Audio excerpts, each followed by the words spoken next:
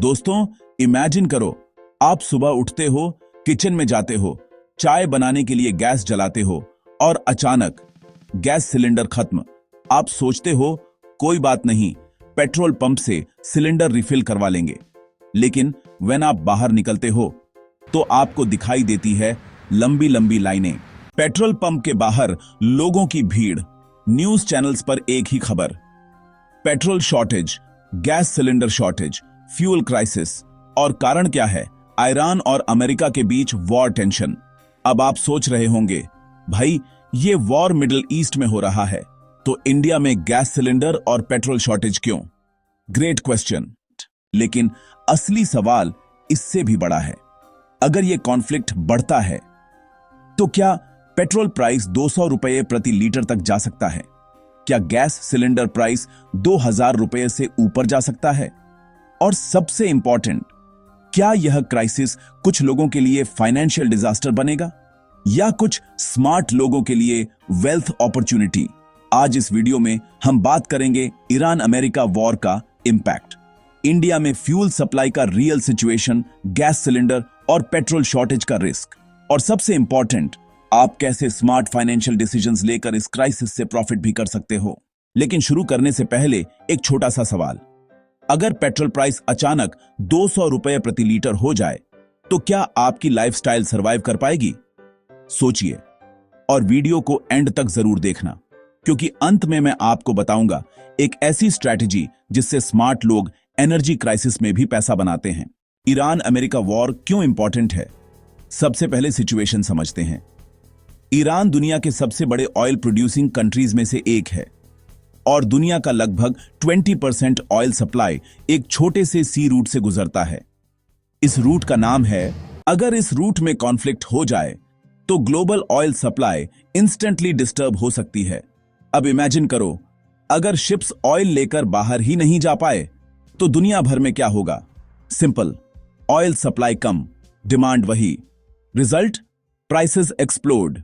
अब एक funny question, अगर पेट्रोल प्राइस सडनली डबल हो जाए तो सबसे पहले कौन परेशान होगा?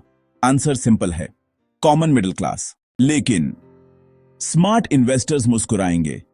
क्यों? हम आगे समझेंगे। इंडिया पर इंपैक्ट। इंडिया दुनिया के सबसे बड़े ऑयल इंपोर्टिंग कंट्रीज में से एक है। इंडिया अपनी जरूरत का लगभग 80% ऑयल इंपोर्ट करता है। मतलब अगर ग्लोबल सप्लाई डिस्टर्ब होती है तो इंडिया डायरेक्टली इंपैक्ट होगा। अब सोचिए, अगर ऑयल इंपोर्ट महंगा हो जाए तो क्या होगा? पेट्रोल प्राइस बढ़ेगा, डीजल प्राइस बढ़ेगा, ट्रांसपोर्ट कॉस्ट बढ़ेगा, फूड प्राइस बढ़ेगा और फाइनली गैस सिलेंडर प्राइस भी बढ़ेगा। अब थोड़ा रियलिटी चेक। आज average domestic gas cylinder price लगभग 1000 रुपीज के आसपास है, लेकिन एनर्जी क्राइसिस में यह प्राइस आसानी से 1500 से 2000 रुपीज तक जा सकता है। अब मैं आपसे एक ऑनेस्ट क्वेश्चन पूछता हूं, अगर हर महीने गैस सिलेंडर का खर्च 2000 रुपये हो जाए तो क्या आपकी फाइनेंशियल प्लानिंग सरवाइव कर पाएगी? वैसे इमेजिन करो, इंडियन पेरेंट्स की रिएक्शन क्या होगी? मम्मी कहेंगी, गैस बहुत महंगी हो गई है, अब से हर दिन मैगी नहीं बनेगी। और आप सोचोगे, ये तो नेशनल इमरजेंसी हो गई। लेकिन मजाक अलग, ये सिचुएशन रियल भी हो सकती है। क्या इंडिया में शॉर्टेज हो सकती है? अब सबसे इंपॉर्टेंट क्वेश्चन, क्या इंडिया में गैस सिलेंडर और पेट्रोल शॉर्टेज पॉसिबल है? आंसर है, शॉर्ट टर्म में रेयरली, क्योंकि इंडिया स्ट्रेटेजिक रिजर्व्स मेंटेन करता है। लेकिन अगर कॉन्फ्लिक्ट लंबे समय तक चलता है तो सप्लाई चेन डिस्टर्ब हो सकती है, और हिस्ट्री में ऐसा पहले भी हो चुका है। उदाहरण के लिए 1973 ऑयल क्राइसिस, उस समय ऑयल प्रोड्यूसिंग कंट्रीज ने सप्लाई रिस्ट्रिक्ट कर दी थी। रिजल्ट, पेट्रोल स्टेशंस पर लंबी लाइनें, fuel rationing, global economic slow down.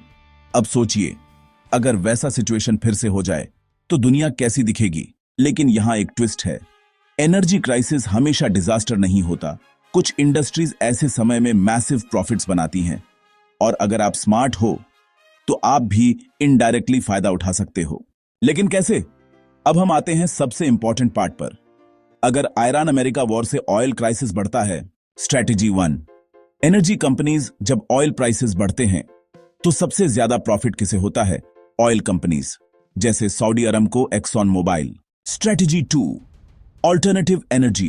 अब इमेजिन करो, अगर पेट्रोल प्राइस लगातार बढ़ता जाए तो लोग क्या करेंगे? इलेक्ट्रिक व्हीकल्स खरीदेंगे, सोलर एनर्जी अडॉप्ट करेंगे। इसलिए energy crisis indirectly renewable energy companies को बूस्ट देता है। जैसे टेस्ला, इलेक्ट्रिक व्हीकल अडॉप्शन बढ़ने पर इस तरह की कंपनीज को फायदा होता है। Personal financial protection. अब बात करते हैं पर्सनल लेवल पर। अगर फ्यूल प्राइसेस बढ़ते हैं तो आपको क्या करना चाहिए?